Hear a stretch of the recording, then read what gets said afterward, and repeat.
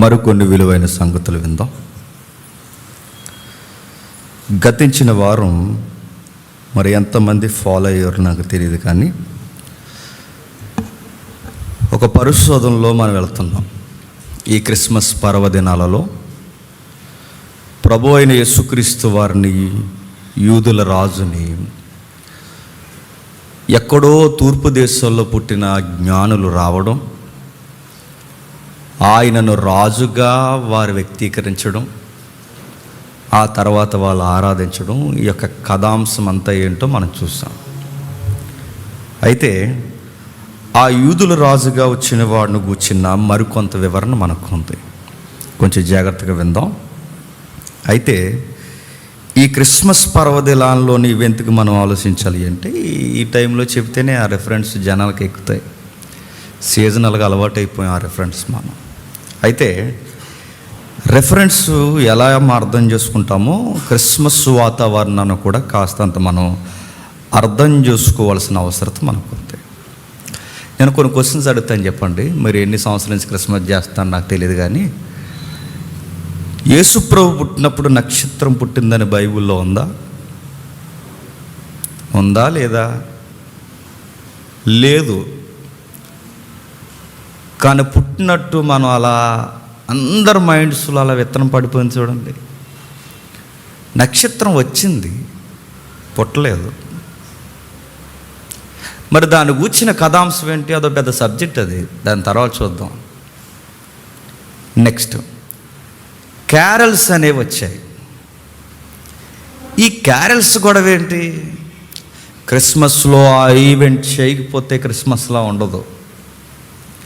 విమర్శ కాదు, కానీ ఏదన్నా మనం చేస్తున్నామంటే కాస్త దాని బ్యాక్గ్రౌండ్ మనకు తెలియాలి. క్యారల్స్ అంటే ఫ్రెంచ్ వర్డ్, అది. దానికి వచ్చే డెఫినేషన్ ఏంటంటే joyful songs and dancing. Carols. ఇంకా దాని మూలాలు మనకు తెలియాలంటే ఒక క్యాంప్ ఫైర్ వేస్తారు, అదే కట్లేసి మంటేసి దాని చుట్టూ గుంపులు డ్యాన్సులు వేసి దీన్ని ఏమంటారంటే క్యారల్స్ అంటారు దీన్ని. ఇది ఎక్కడ పుట్టింది?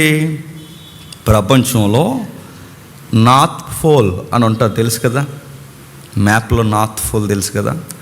నార్త్ పోల్లో చలి ఎక్కువ ఉంటుంది, నీరు అలా గడ్డలు కట్టేస్తుంటుంది. అక్కడ విపరీతమైన చలి ఉంటుంది ఆ నార్త్ పోల్లో. డిసెంబర్ 22 నుండి సన్ టైమింగ్ ఎక్కువ ఉంటుంది, సూర్యుడి కాంతి ఎక్కువ ఉంటుంది డిసెంబర్ 22 నుండి. అప్పటి వరకు బాగా మంచు, బాగా విపరీతమైన చలి, బాగా ఒత్తిడి ఎక్కువ ఉన్న టైంలో కాస్త వాళ్ళకు ఊరట వచ్చే టైం ఏంటంటే డిసెంబర్ 22 నుండి. ఆ డిసెంబర్ 22 నుండి ఎప్పుడైతే వాళ్ళకు ఊరట వస్తుందో మెల్లగా బయటకు వచ్చి కట్టెలు వేచి చిన్న మంటేసి, ఆ మంటేసిన తర్వాత మంచిగా సాంగ్స్ పాడుకొని వాళ్ళకి తెచ్చిన లేదా వాళ్ళకి తెలిసిన కల్చరల్లో చిన్న చిన్న డ్యాన్సుల్లో చప్పట్లు కొట్టి ఇలా కొట్టి అలా కొట్టి చిన్న చిన్న స్టెప్పులు వేసి డ్యాన్స్ చేస్తారు. ఎందుకంటే మరి డ్యాన్స్ చేస్తే బాడీ హీట్ కావాలిగా నార్త్ పోల్లో. అలా చప్పట్లు కొట్టి ఇలా చేస్తుంటారన్నమాట. ఇలా చేస్తున్నప్పుడు సరిగ్గా అదే టైంలో డిసెంబర్ 25కి ఏమొస్తుంది? ట్రెడిషనల్గా క్రిస్మస్ వస్తుంది. ఎలాగూ మంటేస్తున్నాం, ఎలాగూ డ్యాన్స్ చేస్తున్నాం, ఎలాగూ పాటలు పాడుతున్నాం. ఆ పాడే పాటలు దేవుని కొరకు పాడదాం అనుకున్నారు. మీకు అర్థమవుతుందా కల్చర్ ఎలా వచ్చిందో? ఈ పాడే పాటలు దేవుని కోసం పాడదాం, ఈ పాడేవన్నీ లేదా చేసేవన్నీ దేవుని కోసం చేద్దామని వాళ్ళు ఆ రోజు అలవాటు చేసుకున్నది ఈ క్యారల్స్ అనేది. మరి మనోళ్ళు ఎందుకు వేస్తున్నారు? మనం నార్త్ పోల్లో లేము. నా మాట మీకు అర్థమవుతుందో లేదో? మనోళ్ళు మన సౌత్ పోల్లో ఉన్నాం. మనోళ్ళు ఎందుకు వేస్తున్నారంటే వాళ్ళు వేసారు, వేసేస్తాం అంతే. మీరు చూడండి, క్రిస్టియానిటీలోకి ఎలా వచ్చిందో తెలియదు కానండి, పక్కా మండు టెనల్లో కూడా సూట్ వేసుకుని వచ్చేస్తారండి మెసేజ్ చెప్పడానికి. నడుతున్నాను సూట్ ఎక్కడది? క్రిస్టియానిటీ గాస్పల్ చెప్పే ఫారినర్ సూట్లు వేసుకుంటారు కనుక మన వాళ్ళు సూట్లు వేసేస్తారు అంతే. వేసుకోవడం తప్పు అంటలేదు, కానీ సీజన్ బట్టి డ్రెస్ ఉండాలి. మెసేజ్కి తగ్గ డ్రెస్ కోడ్ కూడా ఉండాలి కదండి. నేను అడుగుతున్నాను. వాళ్ళ ఫారినర్స్, వాళ్ళ శీతల ప్రాంతాలు కనుక వాళ్ళ సూట్లు వేసుకుంటారు. నువ్వు 12 గంటలకు వేసేసుకుంటావు ఇక్కడ. నేను అడుగుతాను.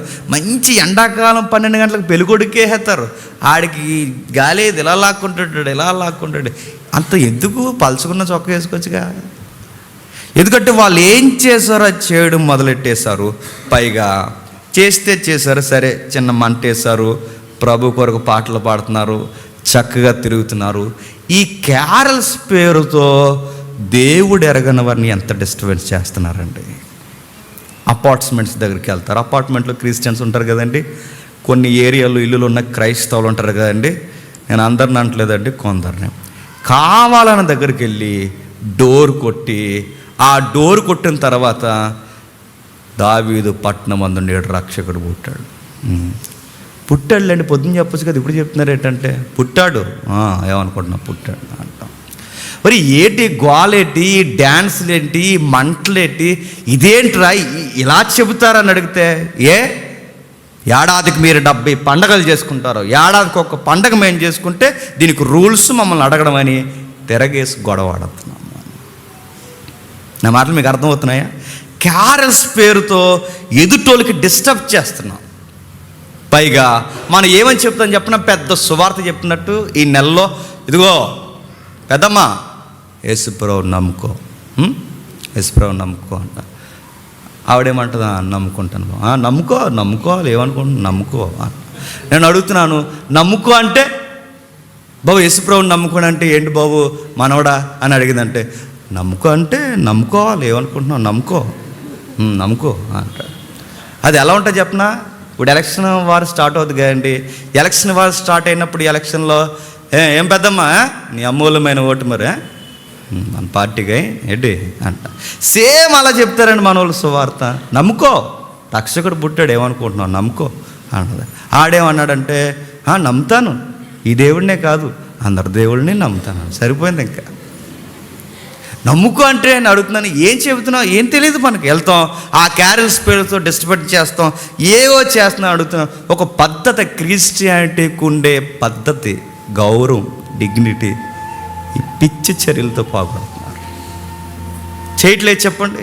ఇటు మూలాలేంటి, ఇవి ఎంతవరకు రైటు? ఒకవేళ ఇది చేయడం వలన దేవుడంటే ఎరగని వాడికి మనం ఇస్తున్న మెసేజ్ ఏంటి? ఇవేమీ ఆలోచించరండి. క్యారల్స్ పేరుతో ఎగురుతున్నారు, పిచ్చి పిచ్చి డ్యాన్సులు వేస్తున్నారు. ఇంకా 1, 2 పక్కోలు తలుపులు కొట్టి, రోడ్లంటే డప్పులు కొట్టి హడావుడి చేసి దావీదు పట్టణమందు నేడు పుట్టాడని ఆ క్రిస్మస్ తాత ఎవరైతే ఉన్నారో ఆయనకి ఒక ముసుగేసి, అల్లరి చేసి, డ్యాన్సులు వేసి, ఇంకా 1, 2 కాదండి, ఇంకా చేసే పేర్లు అడుగుతున్నాను, బయటోళ్ళు తల బాదుకుంటున్నారు. అరే ఇదేం క్రిస్మస్ రా, ఇదేం దేవుడురా, ఇదేం అల్లర్రా. యేసుప్రభువు అంటే నెమ్మదస్తుడు అనుకున్నాం, ప్రేమమయుడు అనుకున్నాం, ప్రేమిస్తాడు అనుకున్నాం. ఇదేంట్రా ఇంత డిస్టర్బెన్స్ చేస్తున్నారు ఏంట్రా అని దేవునికి దగ్గరగా రావాల్సిన ప్రజలను మనమే చెప్పండి. మనం చేసే పనులను బట్టి మనం దూరం చేయట్లేదు చెప్పండి. అందుకే ఈ మూలాలు ఏంటో మనకు తెలియాలంటే మన విడిచిపెట్టిన భాగంలోనికి మనం వెళితే మన భుజాల మీద ఒక భారం ఉంది, బాధ్యత ఉంది. అది అర్థం అవ్వాలండి మనకి. ఏముంది? ఒక మాట నేను చెప్తాను. ఇప్పటివరకు తమ్ముడు చెప్పాడు, ఇమాన్యేల్ అన్నాడు. ఇమాన్యేల్ అంటే దీని పర్యాయ పదాలు ఉన్నాయి. ఇమాన్యేల్ అంటే యేసు, అంటే క్రీస్తు, అంటే యేసు అనేది యెహోషువా, యెహోషువా అంటే యెహోషువా అనే పదం నుంచి యేస్వా అనే పదం వచ్చింది. యేస్వా అనే తెలుగులో యేసు అంటారు. దీనికి మూలముంది. మెస్సయ్య అనే దానికి అభిషక్తుడు ఉంది. యేసు అనే పదకి యెహోషువ అనే మూలం ఉంది. మరి ఇమాన్యేల్ అంటే దేవుడు తోడు అంటాం. ఓకే, తోడంటే ఎక్కడ తోడు, ఎలా తోడు, ఎందుకు తోడు? ఇమాన్యేల్ అనే ఈ కొత్త పేరు వెంటనే ఎందుకు జత చేశారు? యేసు అనే పేరు ఉంది, క్రీస్తు అనే పేరు ఉంది, సడన్గా ఇమాన్యేల్ అని కోట్ చేయడం ఏంటి? ఆ కోడింగ్ ఏంటి అసలు? దీని వెనకాల మత్తయి మనకేం చెప్పాలనుకుండా అసలే లెక్కల మనిషి మత్తయి గారు. ఎన్ని లెక్కలు చెప్తారో అని అడుగుతున్నాను. మీకు ఇంట్రెస్ట్ ఉండాలి. కానీ ఆ మొదటి అధ్యాయంలో ఎంత కోడింగ్ లాంగ్వేజ్ ఉంటుందో తెలుసా? 14 అని పెడతాడు. ఈ 14 అని పెట్టడానికి ఫస్ట్లో ఒక పదం పెడతాడు. ఆ పదం ఏంటో తెలుసు, దావీదు అని పెడతాడు. ఆ దావీదు అనే పదానికి ఇబ్రూలో కొన్ని నెంబర్స్ ఉంటాయి, అంకెలు ఉంటాయి, అంకెలకి అక్షరాలు ఉంటాయి, అక్షరాలకి అంకెలకి లింక్ ఉంటుంది. ఆ 14లో ఉన్న గ్యాప్ ఉన్న పదాలని మిగిలిన పదాలని కొలిపి దాన్ని కోడింగ్ చేసి డీ కోడ్ బయటకు తీస్తే మళ్ళీ ఆ కోడింగ్లో ఎవరి పేరు వస్తుందో తెలుసా, దావీదు అని వస్తుంది. ఇన్ని లెక్కలు ఉంటాయి అడుగుతాను, ఏ అర్థం మనకు, ఆ లెక్కలు అర్థమవుతాయి మనకి. 2 ఎక్కమే తినంగా రాదు మనకి. నేను అడుగుతాను, ఇన్ని లెక్కలు ఉన్నాయి. మత్తయ్య గారు చిన్నగా కాదు, ఒక బిగ్ ప్రేమ ఆయన సువార్తగా పెట్టాడు. ఆ నిగూఢమైన విషయాలు ఎప్పుడు తెలుసుకుంటారు? ఇన్ని క్రిస్మస్లు అయిపోతున్నాయి, ఎప్పుడు తెలుసుకుంటారు? ఇంకా ఎమాన్యుయల్ అంటే తెలియదు మనకి, ఇంకా యేసు అంటే తెలియదు మనకి, క్యారల్స్ అంటే ఏంటో తెలియదు మనకి, వర్షిప్ అంటే ఏంటో తెలియదు మనకి, క్రిస్మస్ అంటే ఏంటో తెలియదు, ఆ క్రిస్మస్ తాత కూడా ఏంటో తెలియదు మనకి. అయినా హ్యాపీ క్రిస్మస్ చెప్పండి, మేరీ క్రిస్మస్ అంటాను. అమాయకంగా ఒక ట్రెండ్ ఫాలో అయిపోతుందని అడుగుతున్నాను. అందుకేనండి మన అందరి సంఘాలు లాంటివి కాదండి, 4 వచ్చినా పర్లేదు, మన సంఘము, నేను మళ్ళీ చెప్తున్నాను, జ్ఞానానికి మూలము. మన సంఘము జ్ఞానానుసారమైన భక్తికి మూలము. అందుకే మీకు అర్థమయ్యేంత వరకు పదే అర్థమైందంటే మీకేదో అర్థమైతే నా అకౌంట్లో ఏ రూపాయలు వేస్తారని కాదు, అర్థం అవ్వాలి. నా అకౌంట్లో ఆయన వేస్తాడు, నాకు అక్కడ ఉంది అకౌంట్. ఆయన అడుగుతాడు, సత్యవాక్యమును సరిగా విభజించావా జేమ్స్ అని అడుగుతాడు. ఎస్ మై లార్డ్, నేను సరిగ్గానే బోధించానని చెప్పాలి. అందుకే చెప్తున్నాను, వెళదాం ఇక మూలాలకి. ఏంటి గొడవ ఏంటి? జస్ట్ ఫ్రేమ్ వర్క్, జస్ట్ వినండి. ఏదేను తోట తీసుకోండి. ఏదేను తోట దగ్గర ఆదాము అవ్వలను పెట్టాడు కదండి, లాస్ట్ వీక్ది ఒకసారి మెమోరీలోకి తీసుకురండి. ఏదేమిను వనంలో ఆదాముని పెట్టి ఏమంటాడంటే, సృష్టికర్త నీవు నాకు ఎలా ఉన్నావంటే రిప్రజెంటు, నువ్వు నాకు ఎలా ఉన్నావంటే అంబాసిడర్, నువ్వు ఎలా ఉన్నావంటే ఎగ్జాట్ ఇమేజ్గా ఉన్నావు, నువ్వు ఎలా ఉన్నావంటే ప్రతిబింబము, మధ్యవర్తి, నన్ను చూపించవలసిన రాజువి. నువ్వు రాజుగా ఉండాలి ఆదాము, రాజుగా ఉండవయ్యా అని దేవుడు చెప్తే, రాజుగా ఉండాల్సిన వారు ఏం చేస్తారు? అందరినీ రాజుగా చేయాలనుకుంటున్న దేవుడు అసలు మొట్టమొదటి మనిషే రాజుగా ఉండలేకపోయాడు. ఏమేడు మనకు తెలుసు. దీంతో దేవుడు వారందరినీ బయట పెట్టాడు, దూరంగా ఉండమన్నాడు, ఆదాము అవ్వల్ని దూరం చేశాడు. కానీ విషయం ఏంటి చెప్పిన, వదిలేశాడన్నట్టుగానే కనబడతాడు కానీ వదలడా. దూరం పెట్టినట్టే చూపిస్తాడు కానీ దూరం పెట్టాడు. ఆయనతో వచ్చిన గొడవే అది. డిస్టెన్స్ మెయింటైన్ చేస్తాడు కానీ మనసు ఎప్పుడు మన చుట్టే తిరుగుతుంటాడు. అందుకే ఆదాము అవ్వల్ని బయట పెట్టాడు, వదిలేసినట్టుగా కనబడతాడు. ఆ వదిలేసిన మానవాళిలో ఒక వ్యక్తిని పట్టుకున్నాడు. ఆ వ్యక్తి పేరు ఏం పేరు చెప్పండి? అబ్రహాం. ఆ వదిలేసిన మానవాళ్ళు ఎప్పుడైతే అబ్రహామును పట్టుకున్నాడో, ఆ అబ్రహాముని ఎంపిక చేసిన తర్వాత అబ్రహాముకు ఒక మాట ఇచ్చాడు, నీ సంతానము ద్వారా ఈ భూలోకాన్ని ఆస్వాది. మీకు తెలిసినవే కానీ మత్తయ్య గారి వ్యూలోకి వెళ్తున్నాం మనం, కానీ తెలియదని మనకు అర్థమవుతుంది.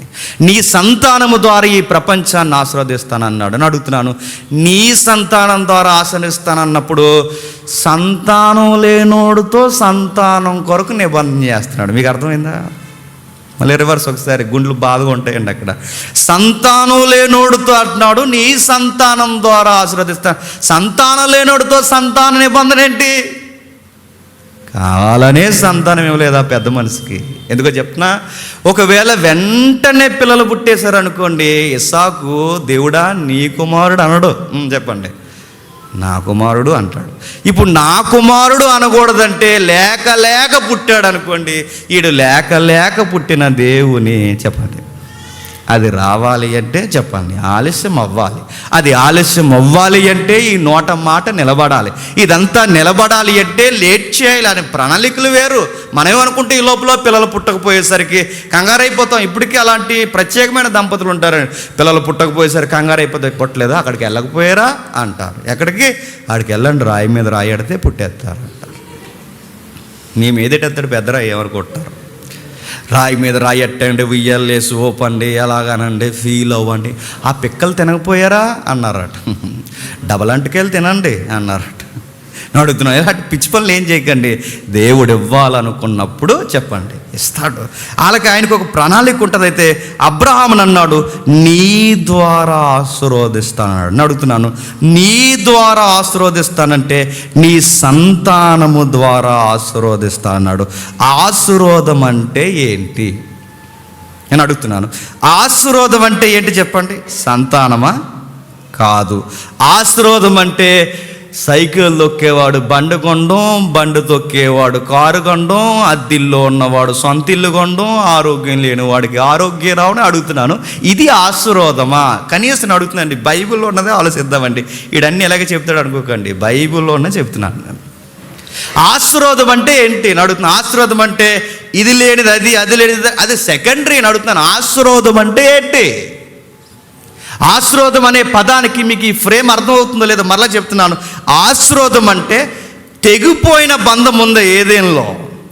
ఆ తెగిపోయిన రాజరికం అనే బంధం ఎప్పుడైతే తెగ్గొట్టారో ఈ మనుషులందరినీ దేవుడు దూరం పెట్టాడు. ఎప్పుడైతే ఈ మనుషులందరినీ దేవుడు దూరం పెట్టాడో, దూరం పెట్టిన వారిలో నుంచి ఒక వ్యక్తిని దగ్గర తెచ్చాడు. ఆ దగ్గర తెచ్చుకున్న వ్యక్తి ఎవరు? సంతానం లేనివాడు. సంతానం లేని వాడితో నీ సంతానం ద్వారా ఆశీర్వదిస్తాడు. ఆశీర్వాదం అంటే ఏంటి?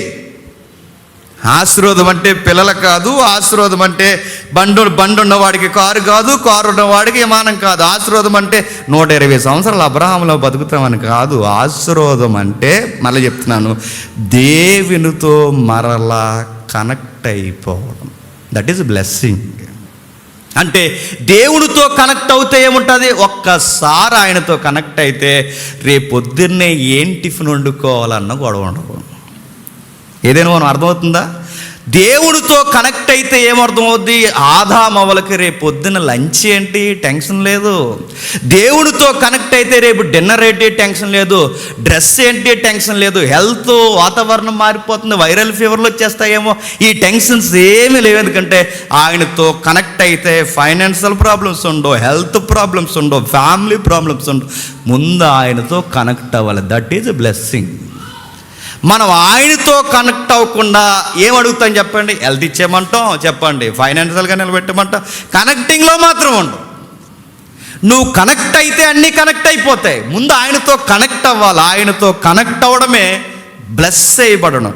ఇలా బ్లెస్సింగ్ ఇవ్వడానికి దేవుడు ఏం చేశాడంటే, ఇదిగో ఇలా అన్ని వంశాల వారిని అబ్రహాం నేను బ్లెస్ చేస్తాను. అబ్రహామును బ్లెస్ చేశాడు కదండి. ఎలా బ్లెస్ చేశాడు? కనెక్ట్ అయిపోయి ముందు నాతో. ఎలా కనెక్ట్ అయిపోవాలి? నీ సొంతూరును వదిలే, నీ సొంతోళ్ళను వదిలే, నీ తల్లిదండ్రులను వదిలే, నీ ఇరుగు పొరుగు వారిని వదిలే, నీ భూభాగాలు వదిలే, అన్నీ వదిలే, కట్టుబట్టలతో వచ్చే. దీన్ని వచ్చేసి అడుగుతున్నాను, మరి రేపు నుంచి నీడ్స్ ఎలా?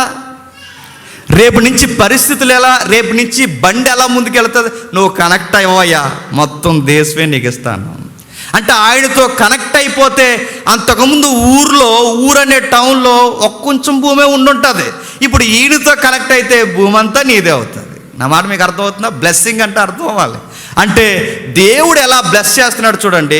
ఒకప్పుడు దీనికి నీ ఊరనే పట్టణంలో ఎంతో పరిగెట్టుంటావు, ఇప్పుడు వచ్చావు, నీ పరిస్థితి ఎలా ఉంటుందో తెలుసా? అన్నీ వెనకాల వస్తాయి. ఎలా వస్తాయి? వచ్చేటప్పుడు ఏమీ లేదు, తెచ్చుకునేది ఏమీ లేదు.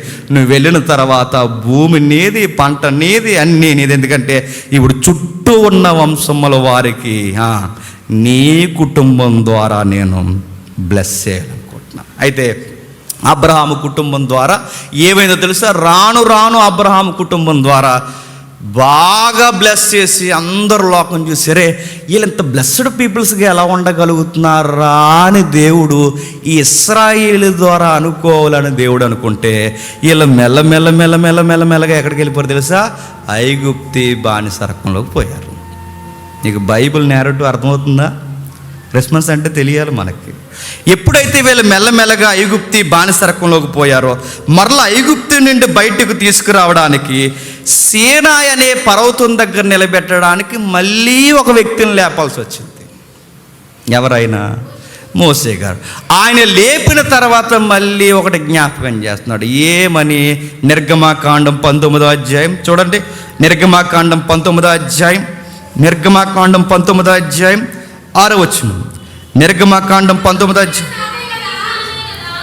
ఒకరు సమస్త భూమియు నాదే కదా,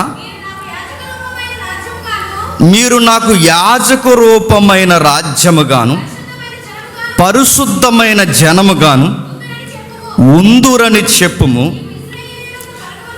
ఏం చెబుతున్నాడండి? బానిసర్కు నుంచి విడిపించుకొచ్చి మళ్ళీ అబ్రహాముకి ఏదైతే ఇచ్చాడో ల్యాండ్, ప్రామిస్ ల్యాండ్, మళ్ళీ అక్కడికి తీసుకెళ్ళడానికి జ్ఞాపకం చేస్తున్నాడు. ఏమని? మీరు నాకు రాజులైన యాజక సమూహం. ఆ రాయల్టీ అనే పదం కూడా తిరుగుతుంది చూడండి. ఇదే పదం ఏదైనా తోటలో ఉంది, ఇదే పదం అబ్రహాం దగ్గర ఉంది, ఇదే పదం మరలా ఎవరు చెప్తున్నాడు? ఇశ్రాయేలీలకి మోసే ద్వారా చెప్తున్నాడు. ఏమని? రాయల్ ఫ్రూట్స్ మీరేమనుకుంటున్నారు అన్నాడు. రాజులైన యాజక సమూహం.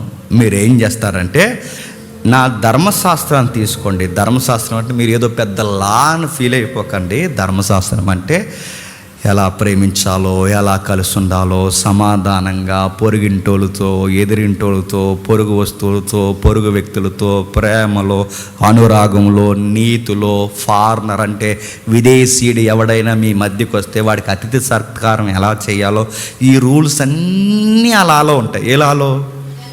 మోసే ఇచ్చిన సేనాయి పర్వత సంబంధమైన ధర్మశాస్త్రం.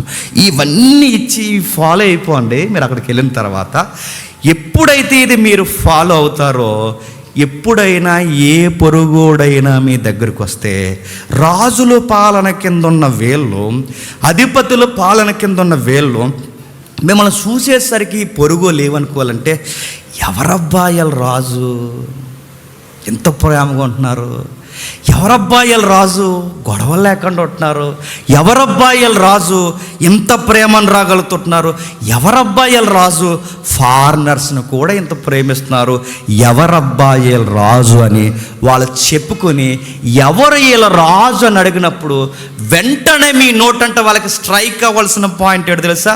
మాకు రాజు మనుషులు కారు, మా రాజు సాక్షాత్తు దేవుడు. మాకు మనుషులు సాక్షులు కాదు, అందుకే మాకు రాజే దేవుడు, ఆయనకి మేము రాజు పెట్టాం కాబట్టి మాకు ఆయనే రాజు, మాకు రాజెవడూ లేడని పొరుగోలికి చెప్పేలా ఉండాలి.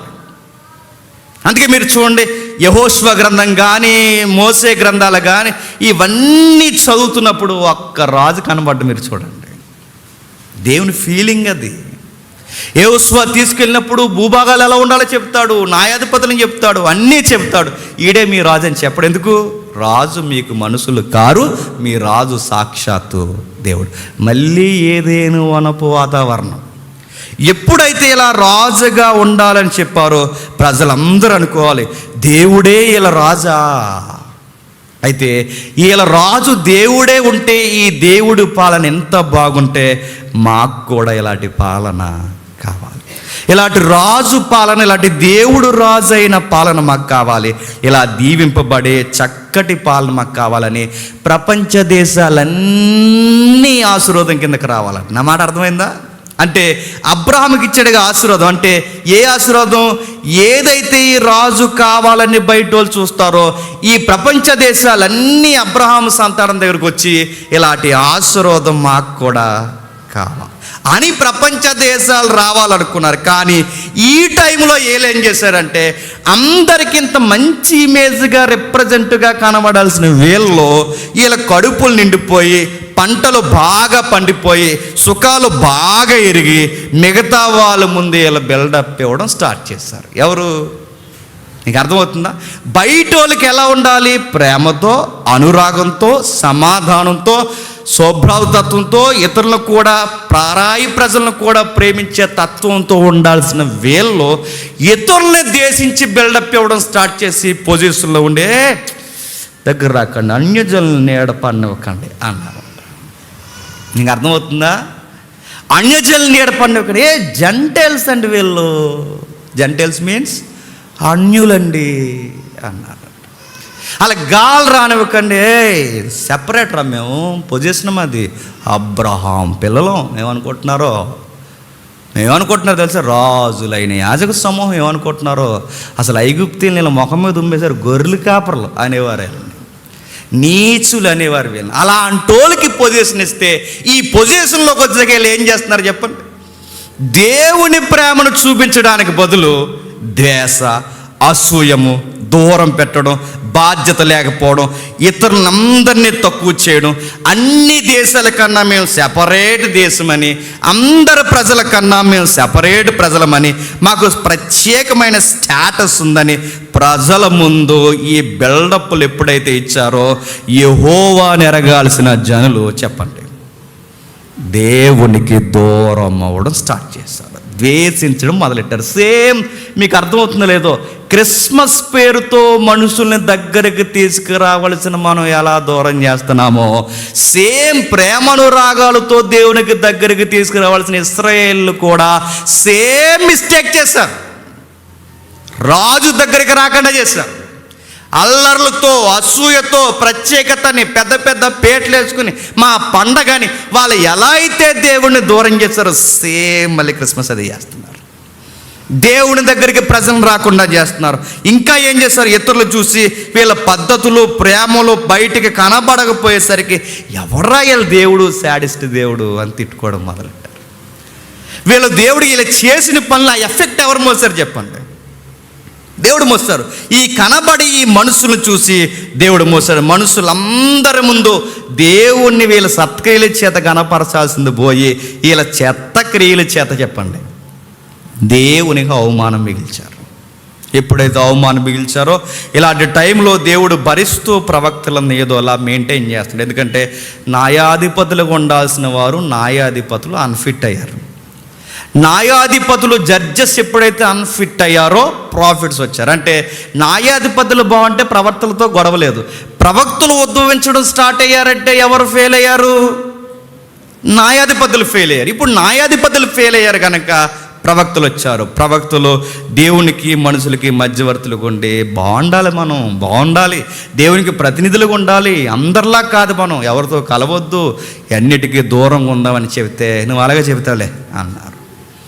అలా చెబుతూ దగ్గరకు వచ్చి వాళ్ళు ఏమన్నారంటే సరిగ్గా అదే టైం చుట్టుపక్కల వాళ్ళందరినీ చూసి అందరికీ సెపరేట్ ఇమేజ్గా ఉండాల్సిన వీళ్ళు ఏమన్నారంటే అందరిలాగే మాకు కూడా చెప్పండి రాజు కావాలన్నారు. అంటే మీకు అర్థమవుతుందండి దేవుని గుండెల్లో ఎంత బాధ ఉందో. అందరిలా ఉండాల్సిన వీళ్ళు ఏమన్నారు, అందరిలా కాకుండా ప్రత్యేకంగా ఉండాల్సిన వీళ్ళు ఏమన్నారంటే మాకు రాజు కావాలి. నేను అడుగుతున్నాను, వీళ్ళకి రాజుని నేనైనా ఫీల్ అవుతుంది ఎవరండి? దేవుడు. వీళ్ళు ఎలా ఫీల్ అవుతున్నారండి? నువ్వు మాకు రాజు కాదు, మాకు వేరే రాజు కావాలి. సమూయేలు దగ్గరకు వచ్చి ఏమంటున్నారంటే, ఎప్పుడైతే వచ్చారో సమూయేలు దగ్గరకు వచ్చి మాకు రాజు కావాలన్నప్పుడు సమూయేలు బాధపడిపోయాడు. అయినా ప్రజలు అలా అడగడానికి కూడా కారణం ఉందిలేండి. ఎందుకంటే చెప్పినా వీళ్ళకి రాజు కావాలన్న పాయింట్ వాళ్ళ నోటంట రావడానికి కారణం కూడా ఇండైరెక్ట్గా సమూయేలు. ఎందుకో చెప్పినా ఈ మాట నేను తెగించి అంటున్నాను. ఎందుకంటే వీళ్ళ కొడుకులు తినంగా ఉండుంటే, వీళ్ళ కొడుకులు లంచాలు తీసుకోకుండా ఉండుంటే, వీళ్ళకి జరగాల్సిన న్యాయం జరిగితే ఈ రాజు కావాలన్న మాట వాళ్ళ నోటంట రాదు. వీళ్ళ కొడుకులు వలన, సమూయేలు కొడుకులు వలన ఇప్పుడు ప్రజలు రాజు కావాలని అడిగారు. అంటే ప్రజలకి బుద్ధి లేదు చెప్పండి, సమూయేలు కొడుకులకి అందుకని బుద్ధి లేదు. మొత్తం మీద ఎవరైతే ఏముందే ఇద్దరు కలిసి మొత్తం మీద చెడగొట్టి దేవుణ్ణి బాధ పెట్టి మాకు రాజు కావాలన్నాడు. దేవుడు అన్నాడు, సమూయేలు ఫీల్ అవ్వకు, మాకు రాజు కావాలని అన్నప్పుడు నిన్ను దూరం పెట్టలేదు సమూయేలు, నన్ను దూరం పెట్టాను. నేను అన్నం పెట్టాను కదా, లోకువైపోయాను సమూయేలు. అరణ్యంలో నీళ్ళిచ్చాను కదా, లోకువైపోయాను సమూయేలు. ఐగుప్తు నుంచి విడిపించాను కదా, లోకువైపోయాను సమూయేలు. సమూయేలు మాట నేను చెప్పనా, నేను ఎంత వీళ్ళని ప్రేమిస్తానో ఎప్పుడు నాకు అంత తిరగబడ్డారు సమూయేలు. సమూయేలు నీకు మాట చెప్పనా, ద్వేషిస్తున్నది నిన్ను కాదు, ద్వేషిస్తున్నది సరాసరి నన్నే ద్వేషిస్తున్నారు సమూయేలు. నువ్వేం ఆలోచించకు సమూయేలు, నీకు మాట చెప్తున్నాను సమూయేలు. వాళ్ళకు కొంచెం వివరించి, ఎందుకంటే చిన్నపిల్లలు కదా, వాళ్ళకి అర్థం అవ్వట్లేదు. ఒక మాట చెప్పు, ఏమంటావంటే ఇదిగో మీకు రాజు వచ్చాడు అనుకో, వాడు నాలా చూడ్డు. మీకు రాజు వచ్చాడు అనుకో, నాలా ప్రేమించడు. వాడు ఏం చేస్తాడంటే 8వ అధ్యాయం 10వ వచనం నుంచి చూడండి ఏం చెప్తున్నాడో. మొదటి సమూయేలు గ్రంథం 8వ అధ్యాయం 10వ వచనం నుండి ఒకసారి చూద్దాం. రాజులు అడిగిన జనులకు యెహోవా మాటలన్నీ వినిపించి ఇలాగున చెప్పెను, మిమ్మల్ని ఏలబోవు రాజు ఎట్టువాడగునో అతడు మీ కుమారులను పట్టుకొని, అక్కడ చదువుతున్న వచనాలు మీరు గమనించండి. మీ కుమారుల్ని రథాలతో ముందు పరిగెస్తారు, మీ కుమారుల్ని బానిసరకం చేస్తారు, మీ పిల్లలతో వంటలు చేయించుకుంటారు, మీ పిల్లలతో రకరకాలు చేపిస్తారు, మీ పిల్లలతో ఎక్సెట్రా ఎక్సెట్రా ఎన్నో చేస్తాడు. మీ రాజు అనే పేరు కానీ వాడికి మీరు ఏమవుతారంటే ఊడుగుని చేస్తారు. ఇవన్నీ చెప్పు. ఇదంతా విన్న తర్వాత ఖచ్చితంగా వాళ్ళు వద్దంటారు. రాజు అన్నం పెట్టే నేనే గుర్తొస్తానంటే ఎంత విన్నాక వాళ్ళు అన్నారట, అయినా మాకు రాజే కావాలన్నారట. అప్పుడు దేవుడు అంటాడు, మీరు ఆ పిక్చర్ ఊహించుకోండి. పరలోకమందు సమూయేలుకి మాట్లాడుతున్నప్పుడు ఆయన ముఖం ఎలా ఉంటుందో ఒకసారి ఊహించుకోండి. ఎన్ని రోజులు అన్నం పెట్టి, నీళ్ళిచ్చి, అన్నీ చేసి, నివాసం ఇచ్చి, భూమి ఇచ్చి, ఇల్లులిచ్చి, అన్నీ చేస్తే మళ్ళీ తిరగేసేమన్నారు చెప్పనా?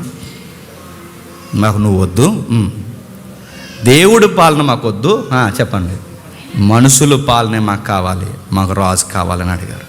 దేవుడు పెద్ద ఫైర్ అవ్వడండి. ఎందుకంటే మనం కోపం రావాలంటే కొంచెం బాగా వినండి, కొంచెం మన వైపు కొంచెం పరిస్థితులు బాగుంటే సీరియస్ అవుతుంది. బుద్ధి లేదురా అని కోపం రాకుండా సైలెంట్గా సరే మీ ఇష్టం అంటున్నావంటే మాట కూడా రావట్లేదంటే లోపల ఎక్కడో బరువు ఎక్కువ అయిపోయింది అనమాట. దేవుడు ఏమంటున్నాడు చెప్పిన, సరే సమయంలో వాళ్ళకి అదే కావాలిగా, అదే ఇచ్చే, వాళ్ళకి నచ్చినట్టే చేసే. ఎప్పుడైతే ఇచ్చేశాడో ఏమన్నా ఉద్ధరించారండి? వచ్చాడు సౌలు అన్నవాడు పిచ్చి మాటలు చేశాడు, పిచ్చి బళ్ళు ఇచ్చాడు. సౌలు అన్నవాడు పిచ్చి పిచ్చి పనులు చేసి చిత్ర చేశాడు. సౌలు కాదు, నెక్స్ట్ మా రారాజు దావీదు రాజే అన్నారు. దావీదు గారు వచ్చారు, బాగా ఉంటాడు అనుకుంటే అన్యాయంగా ఒక అమాయకుని చంపిస్తాడు. ఇతను లోపల పుట్టిన ఆ భయంకరమైన చీకటిని తీర్చుకోవడానికి ఒక అమాయకుడిని బలేసేసాడు. ఇలా జరుగుతుందిలే సరే అనుకుంటే ఆయన వయసు అయిపోయింది, ఇంక సరే బుద్ధి వచ్చింది. తర్వాత ఏదో కౌగిట్లోకి ఒక పసి పాప 16 ఏళ్ళ 12 ఏళ్ళ పాప వస్తుంది చివరిలో, అబీషాగు వచ్చినా కానీ ఆ అమ్మాయిని టచ్ చేయడు. ఎందుకంటే అప్పుడు చాలా పాఠాలు నేర్చుకున్నాడు ఎవరు? దావీదు గారు. ఆ తర్వాత ఎవరు వస్తారంటే సొలొమోను వస్తాడు. ఈ సొలొమోను ఏమన్నా సరిగ్గా పరిపాలిస్తాడంటే గతించిన వారం విన్నాం. ఆయన గారు ఏం చేస్తాడంటే, వద్దురా ఎక్కువ మంది రాజులు ఎక్కువ పెళ్ళిళ్ళు చేసుకోకూడదురా అని, రాజులు అనే సబ్జెక్ట్ వీళ్ళ దగ్గర లేనప్పుడే రాజులు ఎలా ఉండాలో ద్వితీయోపదేశ కాండంలో చెప్పాడు. నా మాట మీకు అర్థమవుతుందా? రాజులని వీళ్ళ సబ్జెక్ట్ ఇంకా స్టార్ట్ అవ్వక మునిపే ద్వితీయోపదేశ కాండంలో రాజు ఎలా ఉండాలో చెప్పాడు. ఎక్కువ మంది భార్యను చేసుకోకూడదు, ఎక్కువ సంపాదించుకోకూడదు, గుర్రాలు ఉండకూడదు, ఎక్కువ రథాలు ఉండకూడదు, ఎక్కువ బానిసలను పెట్టుకోకూడదు, ఇలాంటి పనులు రాజు చేయకూడదని చెప్తే తిరగేసి మళ్ళీ ఏం చేశారంటే ఈయన గారు ఏదైతే వద్దన్నాడో అవన్నీ చేశాడు. ఎవరు? సొలొమోను గారు చేశాడు. చేయడం వల్ల ఆయన చచ్చిపోయాడు. తర్వాత ఏమైంది? భక్తిని ప్రదర్శించలేని తండ్రి కొడుకులు కొట్టుకు చచ్చిపోయారు. సింహాసనం కోసం గొడవలు, ముద్దులు, పబ్లిసిటీలు. ముద్దులు తెలుసుగా, అక్కడ ఉంటారు రాజులు కొంతమంది. హగ్గులు, పాదయాత్ర హగ్గులు తెలుసా? ఆ రోజుల్లో ఉన్నాయి ప్రాక్టీసులన్నీ. పాదయాత్రలో నడుస్తూ హగ్గులు ఇస్తారు, పాదయాత్రలో నడుస్తూ ముద్దులు ఇస్తారు. పాదయాత్రలు నడుస్తున్నప్పుడు ఇయ్యోపు 4 రథాలు జర్రని కానం వేసుకుని వెళ్ళిపోతుంటే అమాయక గుర్రలు ఉంటాం కదా మనం, ఎవడండి బాబు ఇన్ని కానవేలు వేసుకెళ్ళిపోతున్నాడంటే ఆడెవడో సెపరేట్ అండి, అయితే నెక్స్ట్ ఎలక్షన్లో అడిగి వేసేస్తాంలేండి ఓటు అంటాం. మనం అదో రకంలో తెక్కలలో మనం ఎవరు చెప్పినా జనాలు ఎక్కువ తిరిగేస్తున్నారు అనుకోండి, అమ్మో ఇటు పెద్ద నాయకుల్లో ఉంది వేసేస్తాం ఓటు వెంటనే. అగ్గిచ్చేయడం అనుకోండి వేసేస్తాం ఓటు, ముద్దిచ్చేయడం అనుకోండి వేసేస్తాం ఓటు, ఏదోటి చేస్తే ఇచ్చేస్తాం మనం ఓటు, అంతే. ఇక ఓటు వేసేస్తాం మనం వెంటనే, అంతే. అలాగే ఆ రోజు ఇన్ని ప్రాక్టీసులు చేశారు. ప్రాక్టీసులు చేసి ఒకడొకడు తుకలక పనులన్నీ చేసి చివరికి ఏం చేశారు చెప్పిన, దేశాన్ని 2 ముక్కలుగా చేసి పాడేస్తారు. ఉత్తర భూభాగం చెప్పండి, దక్షిణ భూభాగం. నా మాట అర్థమవుతుందా? ఎమాన్యుయల్ దగ్గరకు వస్తున్నాం. చరిత్ర ఎప్పుడైతే దక్షిణ భూభాగం ఉత్తర భూభాగం విడిపోయారు, దక్షిణ భూభాగం ఉత్తర భూభాగంగా విడిపోతే దేవుడు చెరకు అప్పగించాడు, యోధానే గద్దించాడు, ఇశ్రాయేలీల్ని అశ్షూరు చెరకి అప్పగించాడు. ఈ అశ్షూరు చెరకు ఎప్పుడు అప్పగించాడు? అశ్షూరు గొడవ ఏంటి మీకు అంతా అర్థం అవ్వాలంటే లాస్ట్ వీక్ సండే కాకినాడ చర్చిలో చెప్పాను. 7వ అధ్యాయం యెషయా గ్రంథం. వీలైతే ఓపుకుంటే అది వినండి. ఇలాంటి వింటే మనకి జ్ఞానం పెరుగుద్ది. క్రిస్మస్ ఎలా చేయాలో మనకు అర్థమవుతుంది. ఎవడో పొద్దున్న ఇదంతా చెప్తే క్రిస్మస్ చేయని బాగానే చెప్తున్నారండి, క్రిస్మస్ చేయొచ్చండి జేమ్స్ గారు అని అడిగాడు. క్రిస్మస్ చేయమని బైబిల్లో ఉంది ఏంటంటే క్రిస్మస్ అంటే నువ్వన్న క్రిస్మస్ నేను చేయను. మనం చేసే క్రిస్మస్ ఏంటి చెప్పిన, ఈ క్రిస్మస్ అనే వేదికను ఉపయోగించి క్రీస్తు పుట్టుకను గురించి చెప్తాం. నువ్వన్న క్రిస్మస్ మేము చెయ్యం, నిజమే. డిసెంబర్ అనే ఈ డేట్ కూర్చిన సరి అయిన పొంతన లేని డిబేట్స్ బయట జరుగుతున్నాయి, నిజమే. అది కాదు, మనకి ఏదో ఒక ఏదుకును ఉపయోగించి ఆయన పుట్టాడని చెప్పొచ్చుగా. 12 నెలల్లో ఎలాగా తగలడం ఏమి చెప్పడానికి, ఎలాగో ఈ నెల ఎలాగ కలిసి వస్తుంది కనుక అన్యులు కూడా సరిగ్గా వచ్చే నెల ఏదండి మన ఇంటికి, క్రిస్మస్ నెల. అలాంటి టైంలో జీసస్ ఎందుకు వచ్చాడో చెబితే కనెక్ట్ అవుతారు ఎవరో చెప్పండి. అలా మీరు ఎవరికైనా చెప్పారంటే చెప్పా, మన ఆర్కే ఇంజనీరింగ్ కాలేజీలో చెప్పా, విజయవాడ అవతల, మన ఏలూరు సిఆర్ రెడ్డి ఇంజనీరింగ్ కాలేజీలో చెప్పా, నిన్న వైఎన్ ఇంజనీరింగ్ కాలేజీలో నర్సాపురంలో చెప్పా. అన్యులైన గురువులు, అన్యులైన పిల్లలు, చెల్లెళ్ళు, తమ్ముళ్ళు, వాళ్ళ డిస్ప్లేల మీద ఉన్న ఫోటోలు ఏంటి చెప్పినా నేను చెప్పకూడదు లైవ్లో. వాళ్ళ దేవుళ్ళు ఫోటోలు, కరెన్సీ ఫోటోలు ఇవన్నీ పెట్టుకుని వచ్చి ఇలా చెబితే మాకు జీసస్ చాలా ఇష్టం అన్నారు. చూసారా, ఇవన్నీ మనకి ఎందుకు అర్థమవుతున్నాయి? క్రిస్మస్ అనే వేదిక మీద అందరూ వస్తారు. ఆ వచ్చినప్పుడు క్రీస్తు పుట్టుకొని కూర్చి చెబితే సరిగ్గా అర్థమయ్యి పట్టబడతారు. ఓకే, అది పక్కన పెట్టండి. ఎప్పుడైతే వీళ్ళు అప్పగింపడ్డారో ఈ బబులోను చెర, క్షమించండి, అసూరియన్ చెరకు వీళ్ళని అప్పగించక సరిగ్గా 150 సంవత్సరాలు. మీకు అర్థం అవుదని నేను అనుకుంటున్నాను, అర్థం చేసుకోవడానికి ప్రయత్నం చేయండి. ఒకవేళ అర్థం కాకపోతే రేపు పొద్దున్న మీరు ఏదో పనులు చేసుకుంటారుగా, ఆ పనులు చేసుకున్నప్పుడు మళ్ళీ దీన్ని యూట్యూబ్లో ఒకసారి ఆన్ చేసి ఆ పనులు చేసుకుంటూ చెవి దాని మీద పడేయండి. రాత్రి అన్నీ ఉన్నారు కనుక ఇది మళ్ళీ ఎంతో కొంత అర్థమవుతుంది. ఇది ఒక్కడ ప్రిపేర్ చేయడానికి నేను ఎంత కుస్తీ పడుతుంది తెలుసా. దీన్ని మరి లెక్కరేసుకున్నారు అనుకోండి, నా కష్టమంతా దేవుడు అడుగుతాడు. జాగ్రత్త. ఓకే, 150 సంవత్సరాల తర్వాత అంటే ఇశ్రాయేలు చెరగా వెళ్ళిపోయిన, అసూరు చెరకు వెళ్ళిపోయిన 150 సంవత్సరాల తర్వాత యోధా అనే దాని మీదకి దండయాత్రలు ప్రారంభించారు. యోధా మీదకి దండయాత్రలు ఎవరు? బాబిలోనియన్స్. అసూరియన్స్ ఎవరి మీదకి? ఇశ్రాయేల్ మీదకి. ఈ అసూరు దాడి ఎప్పుడైతే జరుగుతుందో సరిగ్గా అదే టైంలో ఒక పెద్ద ఆయన పుస్తకం రాస్తున్నాడు. ఏం పుస్తకం? యెషయా గ్రంథం. నా మాట అర్థమవుతుందా? అలాంటి టైంలో చెప్పిన ప్రవచనాలే కన్యక గర్భవతి కుమారుని కనును ఆయనకు ఎమాన్యేల్ అని పేరు పెట్టిన. అంటే ఈ రెఫరెన్స్ వెనకాల ఎంత చరిత్ర ఉందా, ఎంత చరిత్ర ఉంది. మరి ఇది ఏమీ తెలియకుండా క్యాండిల్ వెలిగించి పక్కన లేపెత్తే ఎలా కుదురుతుంది? అన్నీ తెలియాలి.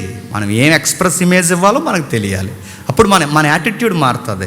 ఎప్పుడైతే ఈ 150 సంవత్సరాలు బాబిలోను చెరగా తీసుకెళ్ళిపోయిన సమయంలో యోధా ప్రాంతంలో ప్రజలందరికీ ప్రవచనాలు చెప్పడం ప్రారంభిస్తారు. అరే బాబు, దేవుడు మిమ్మల్ని అప్పగించబోతున్నాడు, మీ బుద్ధి మార్చుకోండి, మీ పిలుపు ఇది కాదు, మీ వెనకాల దేవుడు కోరుతున్న ఇమేజ్ ఇది కాదు, మీకు మాట దేవుడు చెప్పాలనుకుంటున్నాడు.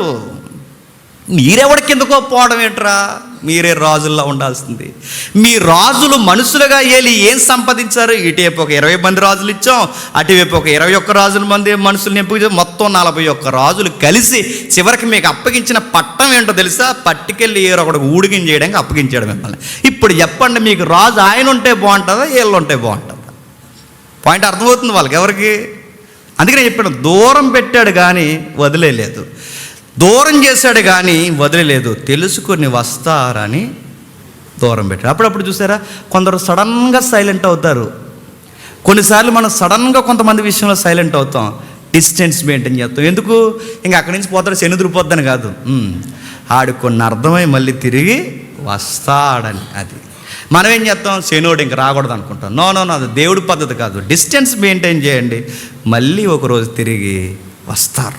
దేవుడు ఎప్పుడైతే వీళ్ళని దూరం పెట్టాడో మళ్ళీ చెప్తున్నాడు, యెషయాను పంపించి, బాబు మీకు విషయం చెప్పనా, గాడిద సొంత వాడిని దొడ్డెరుగుతుంది, ఎద్దు కామాందుని ఎరుగుతుంది, నా ప్రజలను చెప్పుకుంటున్న మీరు మీ రాజు అయిన మీ యజమానుడైన యెహోవాని ఎందుకు ఎరగట్లేదు అని అడిగాడు.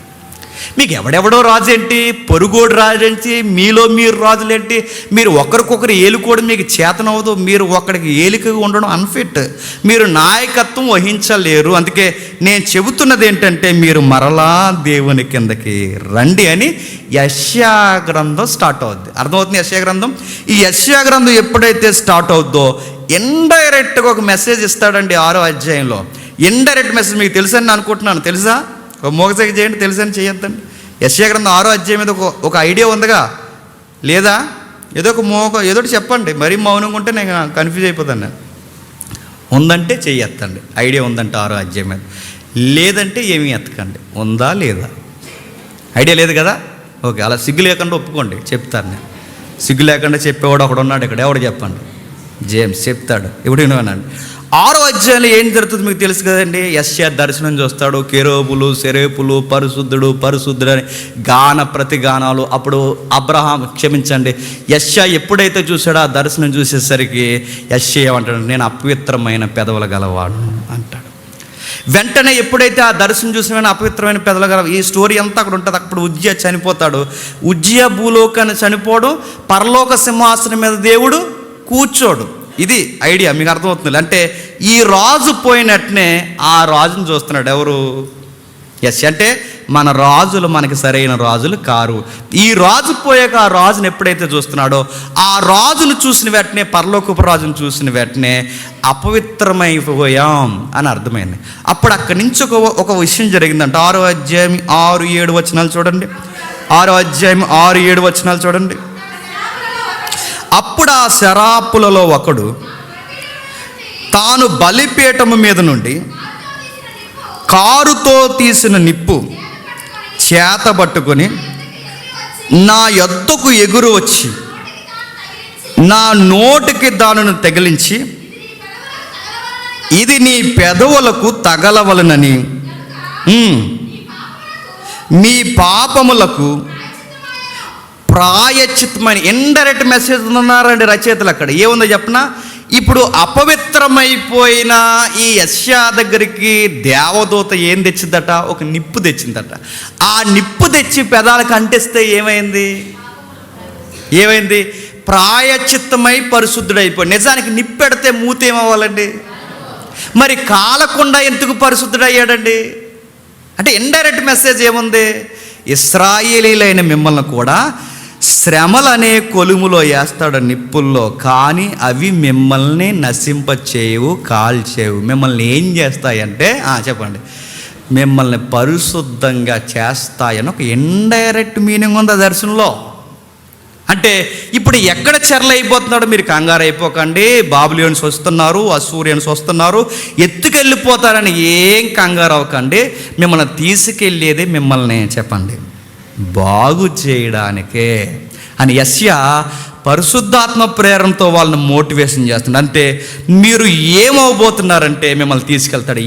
ఎలా అయిపోతారంటే మొత్తానికి ఇశ్రాయేలు వృక్షమైన, యెషయా వృక్షమైన, యెషయా వృక్షమైన ఈ మహాసింధూర వృక్షాన్ని మొత్తానికి పొరుగు రాజులు వచ్చి చెప్పండి నరికేస్తారు. అంటే చెరగా తీసుకెళ్ళిపోతారని పొయిటిక్ లాంగ్వేజ్ అంటారు దాన్ని.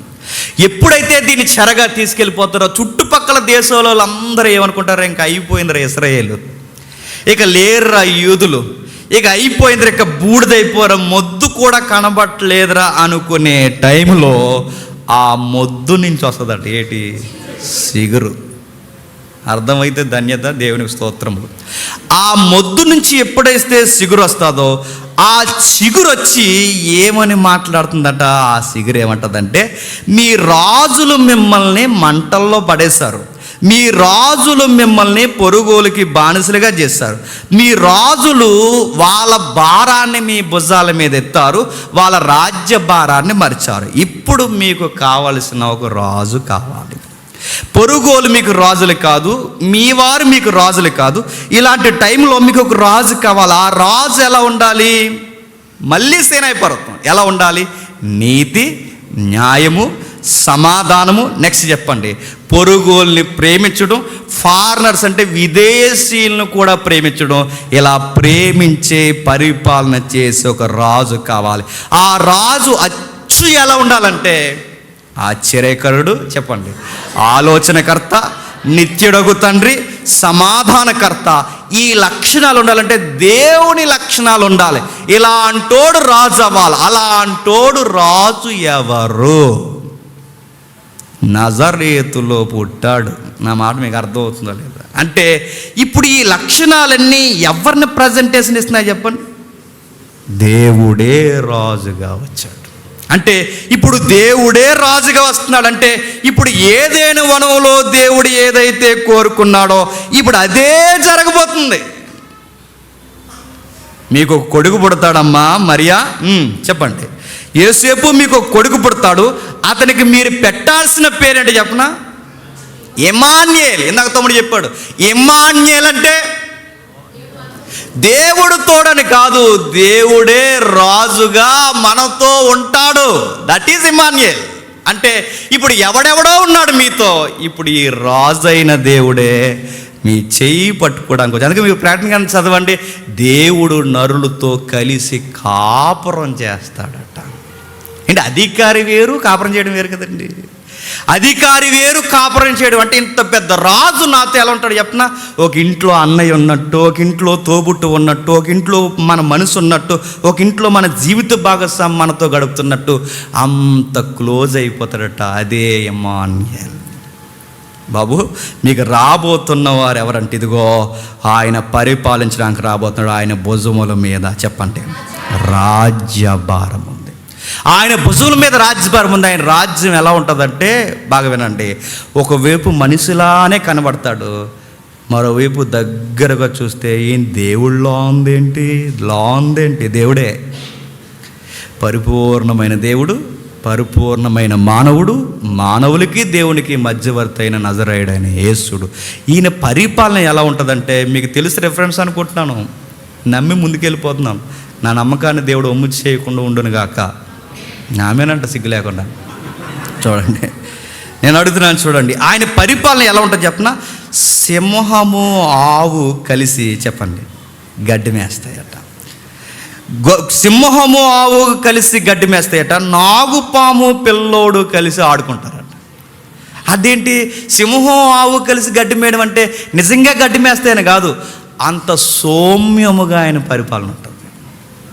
పొయిటిక్ లాంగ్వేజ్ అన్నానుగా, అంత సౌమ్యంగా. అంటే సింహము ఆవు దగ్గర ఎలా అయితే పడదో ఇక గొడవలు ఉండవు, సమాధానం ఉంటుంది. నాగుపాము పిల్లోడు ఆడుకోవడం అంటే అంత సమాధానకరమైన రక్షణ పరిపాలన ఉంటుంది. అందుకే ఆయన పేరు రక్షకుడు. ఎలా రక్షిస్తాడు? గొడవల నుండి, పనికి మాలిన విషయాల నుంచి సమాధానకరమైన ఆ విషయాలకు రక్షిస్తాడు. ఎప్పుడైతే ప్రపంచం ఇలా చూస్తుందో బాగా వినాలి, ఎప్పుడైతే ఈ ప్రపంచం చూస్తుందో మరలా ప్రపంచం అనుకోవాలట.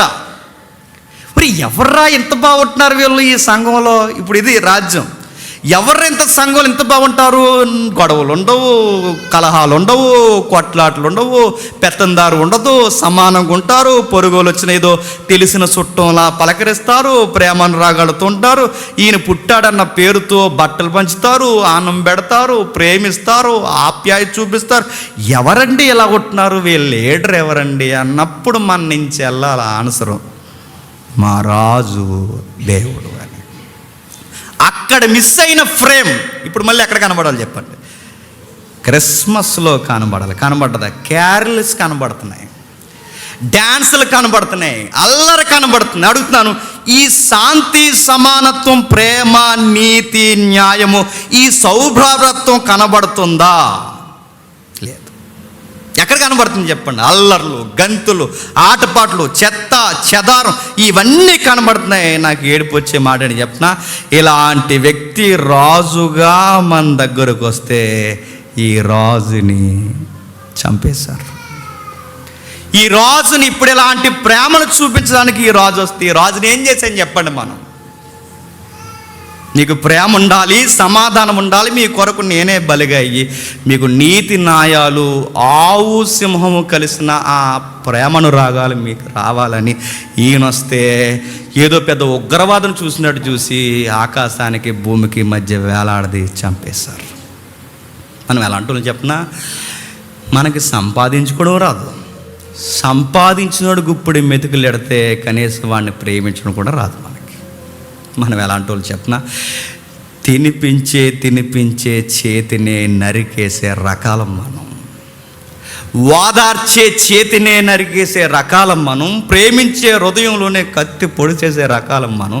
మనం ఎలాంటి వాళ్ళు చెప్పనా?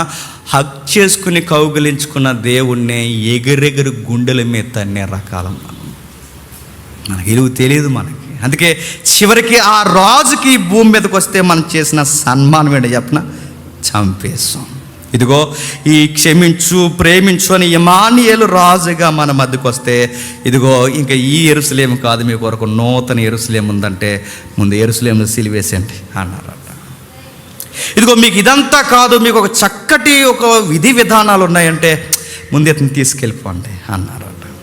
నేను మాట చెప్పి త్వరగా ముగిస్తాను. మాదీలు పరిపాలించారు, బబులోనియన్స్ పరిపాలించారు, రోమన్స్ పరిపాలించారు. ఈ టైంలో వీళ్ళందరూ చెడిపోయారు, ప్రవక్తలు వచ్చారు, రకరకాలు వచ్చారు. ఇలాంటి టైంలో వాళ్ళు ఎదురు చూశారు. ఆ రాజు వస్తానన్నాడు, రాలేదు. ఆవు సింహము కలిసి మేస్తుంది అన్నారు. సమాధానకరమైన వాతావరణం అన్నాడు. ఆ మెస్సయ్య ఎప్పుడు వస్తాడు ఎప్పుడు వస్తాడు ఎప్పుడు వస్తాడు ఎప్పుడు వస్తాడు ఎప్పుడు వస్తాడని ఎదురు చూసిన ఇశ్రాయేలు వచ్చాక తీరా వీళ్ళు ఏం చేశారు చెప్పండి? చంపేశారు. తీరా వచ్చాక చంపేశారు. ఎదురు చూసిన ఈ రాజుని చంపేశారు.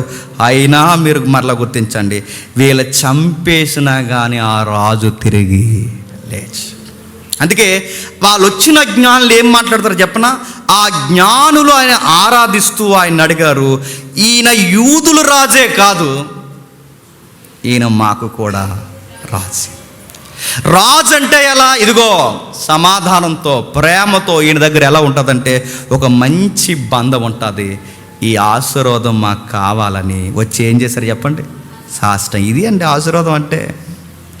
ఈయన దగ్గరికి మేము వస్తే ఈ ఆశీర్వాదం మాకు కావాలి. ఈయన పరిపాలన కింద మేము ఉంటాం, ఈయన అనురాగం కింద మేము ఉంటాం. అందుకే మీరు యోహాను సువార్త మీరు చదువుతున్నప్పుడు, లేదా యోహాను యొక్క జీవన విధానం మీరు చదువుతున్నప్పుడు, బాప్టిజం ఇచ్చే యోహాను జీవన విధానం చదువుతున్నప్పుడు వాళ్ళ మాటలు ఎలా ఉంటాయి మీరు చదివారా? ఇదిగో దేవుని రాజ్యము సమీపించుచున్నది, మారు మనసు. దేవుని రాజ్యం అంటే ఎలా ఉంటుంది?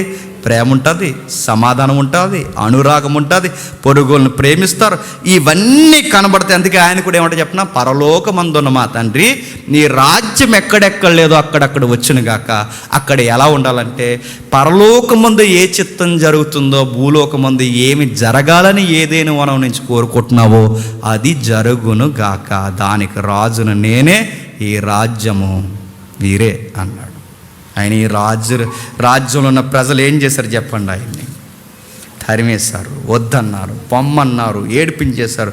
కానీ విషయం ఒక మాట నేను చెప్తాను, నిజంగా రాజు కిందకు వచ్చిన వాళ్ళు ఎలా ఉంటారు చెప్పనా?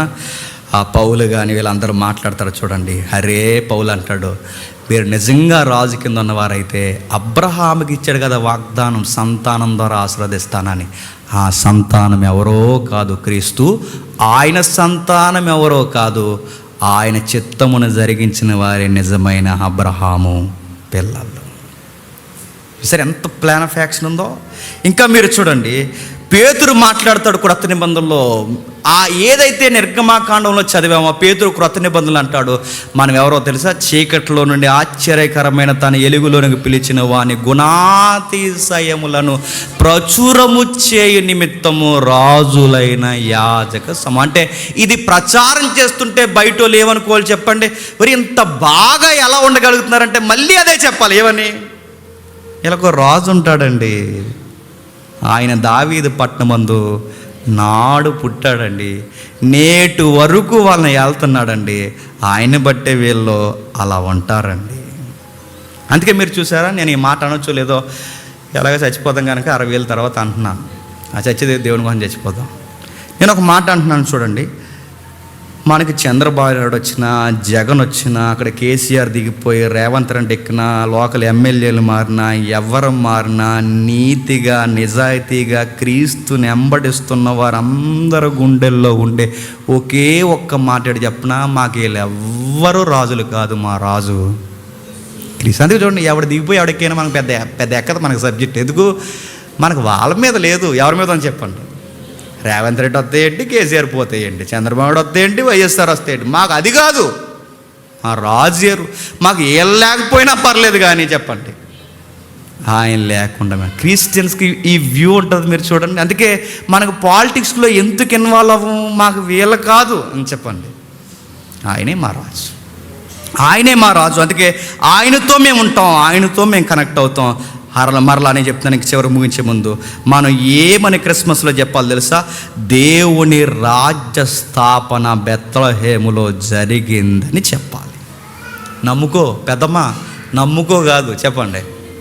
నమ్ముకోయే అది కాదు. ఎలాగంటే దేవుడే రాజుగా వచ్చాడు పెద్దమ్మా అని చెప్పాలి. దేవుడే ఏళ్ళడానికి వచ్చాడు తాత, ఇదిగో దేవుడే రాజుగా వచ్చాడు. దేవుడు ఆయనతో సమాధానపరచుకోవడానికి అబ్రహాము దగ్గర నుంచి మనకు మాట ఇచ్చాడు, పెద్దమ్మ ఇదే జరగబోయేది. ఇదిగో దేవుడే వచ్చి మనతో కలిసి ఉంటానన్నాడు. దేవుడే ఈ ప్రపంచాన్ని మరలా ఏదేను తోటలా మార్చబోతున్నాడు పెద్దమ్మ. ఇందుకు నమ్ముకో అని చెప్పాలి మనం. అది చెప్తావా? ఏం చెప్తామండి? నమ్ముకోయే మరి, నమ్ముకో నమ్ముకో అన్నాడట. నేను అడుగుతున్నాను, అందుకు ఈయన రాజు, ఈయన ఎవరంటే మన క్రైస్తవులైన వారందరికీ దావీదు కుమారుడు, దావీదు సింహాసనం మీద పరిపాలించు. చెప్పండి, మన రాజు. ఇది మీకు అర్థమైతే క్యారల్స్ వల్ల ఉపయోగం లేదనుకుంటే ఆపేయండి.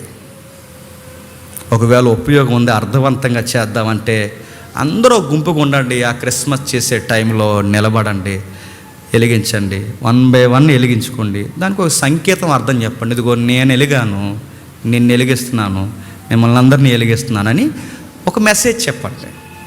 అలా కాకుండా నేను ఒక ఊరు మెసేజ్ చెప్పడానికి వెళ్ళాను, ఇంకా పాస్టర్ గారు వెలిగించకుండానే వెనకాల నుంచి వెలిగించేశారు. పాస్టర్ గారికి డౌట్ వచ్చింది, రే అగ్గిపెట్టి ఎలా వచ్చిందిరా మీకు అని. దాని అర్థం ఏంటి? ఇంకా అగ్గిపెట్టలు వేసి తిరుగుతున్నారు లోపల. అగ్గిపెట్టలు వేసుకుని క్రిస్మస్కి వచ్చేస్తారు చూడండి. మీకు అర్థమైంది లేదు. ఈయన వెలిగించుకుంటే వెనకాల అగ్గిపెట్టలు జేబుల్లోకి ఎలా వచ్చినాయి? మారలేదు ఇంకా.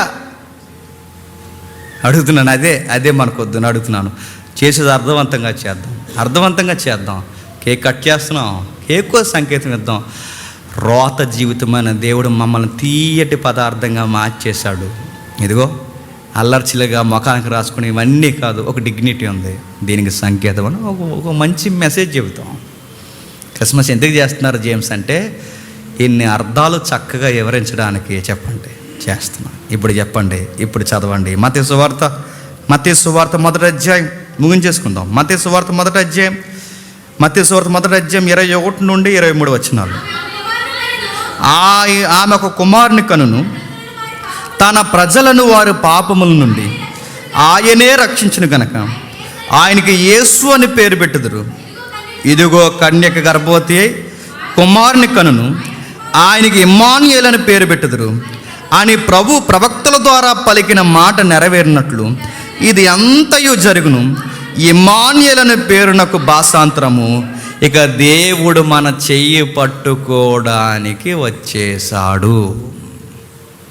ఇక దేవుడు మనతోనే ఉండడానికి వచ్చేసాడు. వచ్చిన ఈ రాజు ఎక్కడున్నాడు? అదిగో ఆ పేద ప్రజలు కూడా ఉండడానికి ఇష్టం లేని ఆ పశువుల పాకలో పుట్టి నిద్రపోతున్నాడు. ఆ పక్కన ఎక్కడో పుట్టాడు, అక్కడ నిద్రపోతున్నాడు. ఆయనలో ఉన్నవారు ఎలా ఉంటారో చెప్పండి. ఇక ముగిస్తాను. బయటోళ్ళు కాదు మనకు రాజులు. ఇక్కడ చెప్పండి, మన రాజు ఎవరు చెప్పండి? యేసుక్రీస్తు. అందుకే చూడండి, ఫస్ట్ సెంచరీ క్రిస్టియన్ యాటిట్యూడ్ మీరు గమనించండి. వీళ్ళు 3000 మంది 4000 మంది ఏకమై చరస్థిరాస్తులు అమ్మి వారంతా ఏకమై పక్కన నీరో చక్రవర్తి వాళ్ళకి రాజుకున్న వీళ్ళ మైండ్ వాడి మీద ఉండదు. ఎవరి మీద ఉంటుంది చెప్పండి? ఆ యేసయ్య మీదే ఉంటుంది వాళ్ళకి. పక్కన రోమా ప్రభుత్వ చక్రవర్తి ఉన్న వాడి మీద వీళ్ళ మైండ్ ఉండదు. ఎంతమంది చక్రవర్తులు మారిపోయిన వీళ్ళకి నో ప్రాబ్లం. ఎందుకంటే వీళ్ళకి దాని మీద లేదు మైండ్. చరస్థిరాస్తులు అమ్మి అపోస్తులు పాదాల యొద్ద పెట్టి వారి అక్కర కొలది పంచి ఒకరోజు మన రాజు వస్తాడు, ఎంతకన్నా 100 రెట్లు ఎక్కువ ఇస్తాడు. ఇది మన రాజ్యం. ఒకవేళ ఆ రాజ్యంలో ఉంటే కొత్త బట్టలు నీకు నువ్వే కొనేసుకుని టిప్ టాప్గా తిరిగాక ఈ క్రిస్మస్ పేరులో ప్రేమ అనే ఈ రాజ్యం నీకు అర్థమైతే నీ కలిగిన బట్టలు పక్కోళ్ళకి ఇవ్వు. ఎందుకు ఇస్తున్నారండి అన్నప్పుడు తీసుకున్న వాళ్ళకి అర్థం అవ్వాలి. ఆ యేసుప్రభు అలా చూడండి, అందరిని ప్రేమిస్తాడు, అందుకే వీళ్ళు ఇస్తున్నారని ఒక మెసేజ్ చెప్పు. నువ్వే వండుకుని బడాకాన చుట్టం పట్టం పిలుచుకుని కోడి కాళ్ళు, ఆ కాళ్ళు, ఈ కాళ్ళు మొత్తం అవి ఉంటాయి కదా గనసాట్లు, గనలు, ఈ గనలన్నీ పెట్టుకుని నువ్వే ఉడకబెట్టుకుని తినేక చెప్పండి. ఏడాదిలో కనీసం బిర్యానీయా అని కళ్ళు పెద్దవి చేసే పేదోళ్ళు ఉన్నారు.